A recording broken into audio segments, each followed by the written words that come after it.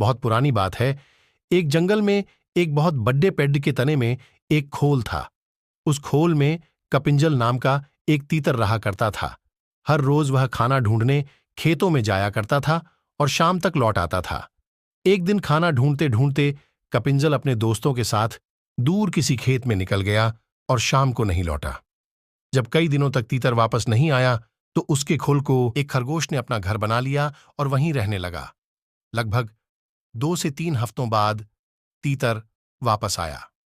खा खाकर वह बहुत मोटा हो गया था और लंबे सफर के कारण बहुत थक भी गया था। लौटकर उसने देखा कि उसके घर में खरगोश रह रहा है।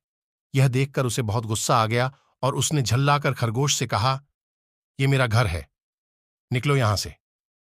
तीतर को इस तरह चिल्लाते हुए देख खरगोश को भी गुस्सा आ गया और उसने कहा, "कैसा घर? कौन सा घर? जंगल का नियम है कि जो जहां रह रहा है वहीं उसका घर है। तुम यहां रहते थे, लेकिन अब यहां मैं रहता हूं और इसलिए यह मेरा घर है।" इस तरह दोनों के बीच बहस शुरू हो गई।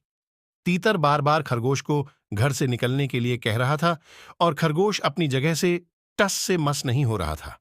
तब तीतर ने कहा कि इस बात का फैसला हम किसी तीसरे को करने देते हैं। उन दोनों की इस लड़ाई को दूर से एक बिल्ली देख रही थी। उसने सोचा कि अगर फैसले के लिए ये दोनों मेरे पास आ जाएं, तो मुझे इन्हें खाने का एक अच्छा अवसर मिल जाएगा। यह सोचकर वह पेडिडाजी के नीचे ध्यान मुद्रा में बैठ गई और जोर जोर से ध्यान की बातें करने लगी। उसकी बातों को सुनकर तीतर और खरगोश ने बोला कि यह कोई ज्ञानी लगती है और हमें फैसले के लिए इसके ही पास जाना चाहिए। उन दोनों ने दूर से बिल्ली से कहा, "बिल्ली मौसी, तुम समझदार लगती हो, हमारी मदद करो और जो भी दोषी होगा उसे तुम खा लेना।" उनकी बात सुनकर बिल्ली ने कहा, "अब मैंने हिंसा का रास्ता छोड़ डाच दिया है, लेकिन मैं तुम्हारी मदद जरूर करूंगी। समस्या यह है कि मैं अब बूढ़ ही हो गई और इतने दूर से मुझे कुछ सुनाई नहीं दे रहा है। क्या तुम दोनों मेरे पास आ सकते हो?"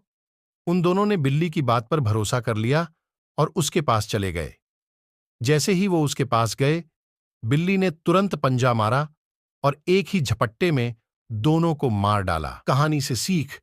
इस कहानी से हमें यह सीख मिलती है कि हमें झगड़ा नहीं करना चाहिए और अगर झगड़ा हो भी जाए तो किसी तीसरे को बीच में आने नहीं देना चाहिए।